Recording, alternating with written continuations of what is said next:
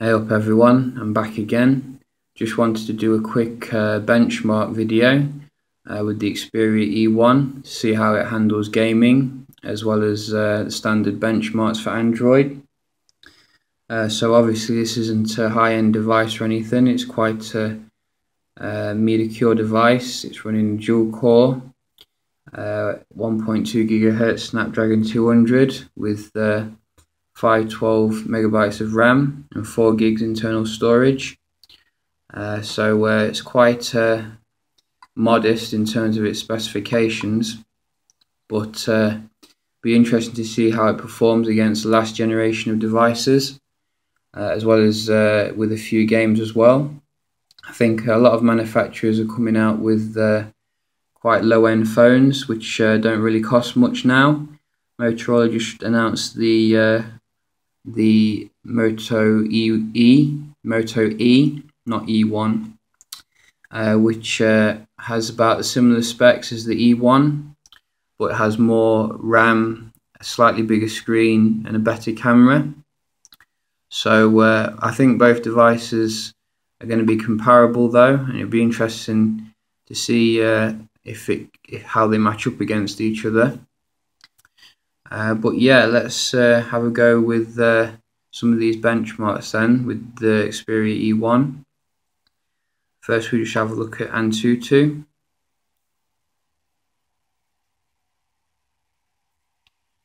So as you can see, I've already ran it because it's quite a long benchmark. So we can have a look at the ranking. You can see that the device scores just below the Galaxy S3 and something else called the Redmi. I don't know what that is, but quite a respectable score then for a device which is clearly not high-end. It's just getting just below what the old Galaxy S3 would, which is a quad-core device running an A9 architecture. So a decent showing for Antutu. Let's have a look at Quadrant. This benchmark's a bit shorter, so shouldn't take too long.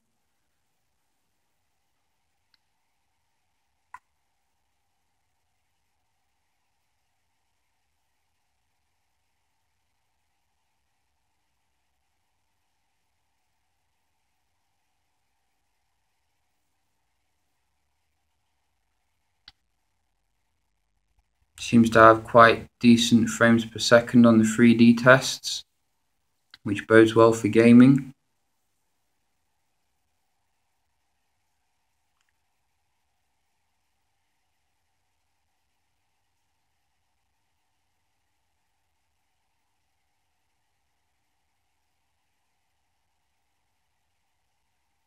Screen's quite decent on this device as well, even though it's very budget. In my opinion, the viewing angles are better than the Xperia SP. So not very viewable outdoors though, unfortunately.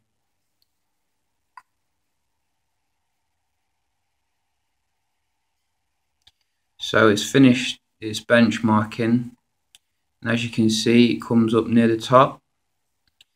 It scores 5,453. So that's actually beating the HTC One X, which is quite a result. The HTC One X was a Tegra 3 device running a quad-core A9 architecture, so it's quite perplexing how it's managed to get more than that. So yeah, it's done very well on the Quadrant test. The blue block on Quadrant indicates a CPU performance, and it's clearly higher than the HTC One X. The green block is the input-output, which is again higher. So that's just very perplexing. But a good result for a device that costs less than £100. I think the HTC One X still costs about £200. So yeah, in regards to a few games, let's have a go of them.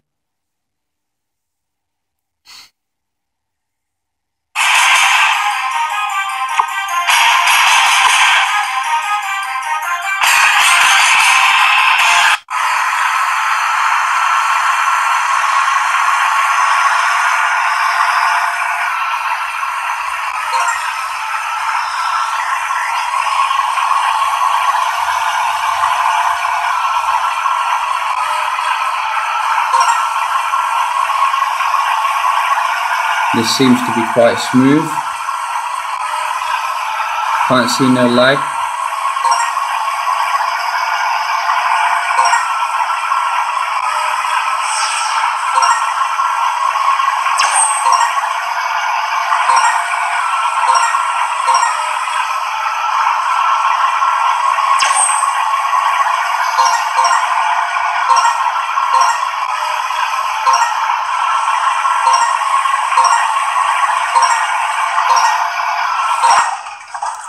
Oops. So yeah, that's quite a smooth game. No issues with that one. Obviously it's not the most demanding game, but it does the job in terms of showing you the performance. Now we have a look at Angry Birds Star Wars Edition.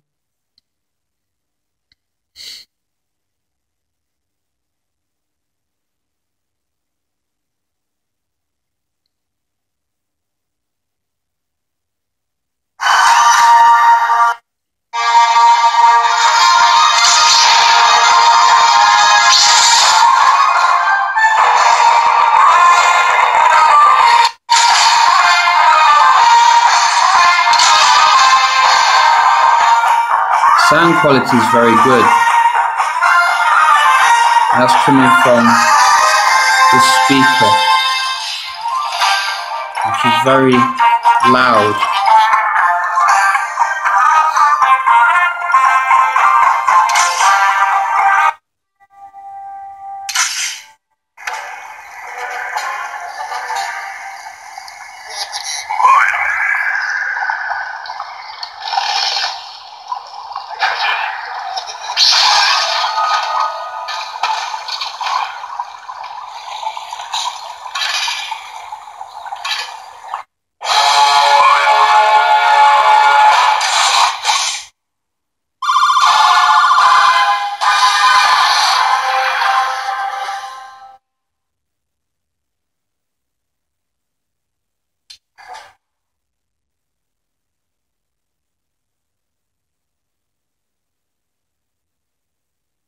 Oh dear, looks like I'm being advertised to.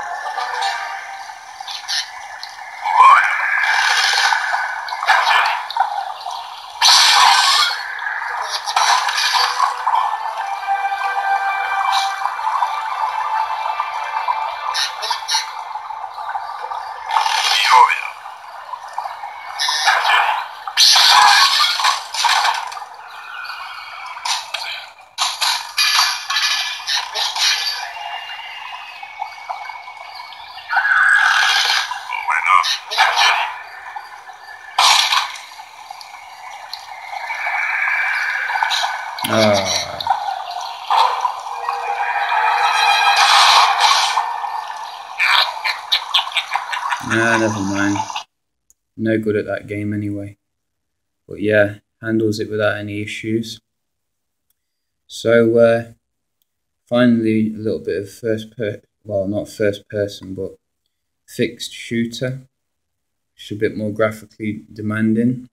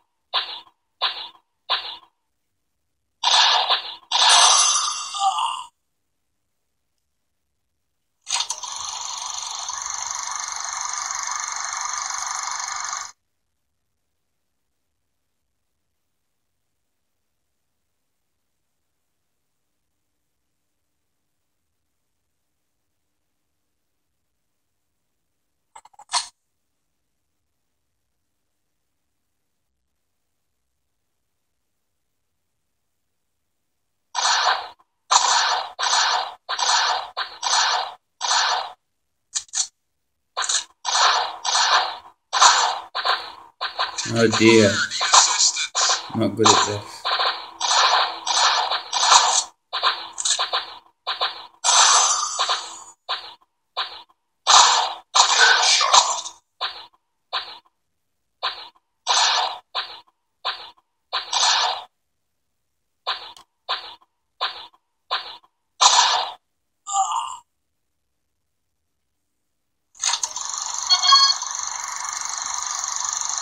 So yeah, that seems to play as well. So yeah, those are obviously quite basic games.